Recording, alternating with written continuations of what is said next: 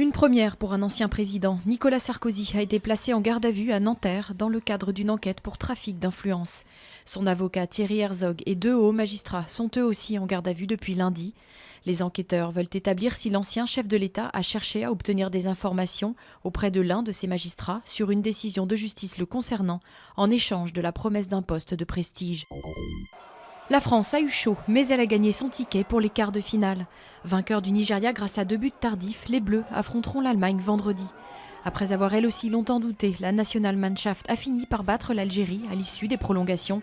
Les Algériens étaient déçus, mais fiers de cette élimination honorable qui n'a pas donné lieu à la flambée de violence redoutée en France.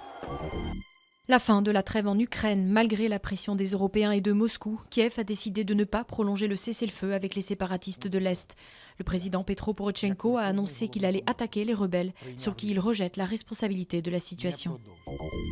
Benyamin Netanyahou promet de faire payer le Hamas après la mort de 3 adolescents israéliens. Les étudiants enlevés le 12 juin ont été retrouvés morts dans le sud de la Cisjordanie. Un assassinat de sang-froid, selon le Premier ministre, qui impute les meurtres au mouvement islamiste palestinien. Lénine est revenu en Pologne, mais en vert fluo et dans la pose du Mannequin-Peace bruxellois. Loin du style monumental de l'époque stalinienne, la fontaine de l'avenir est exposée à Nova Huta, ancienne cité modèle communiste dans le sud du pays. La statue de plâtre de Vladimir Ilitch est 10 fois plus petite que l'original, érigée dans la ville ouvrière à l'époque de Staline. Son auteur dit vouloir ainsi montrer à ses compatriotes comment prendre leur distance avec le passé.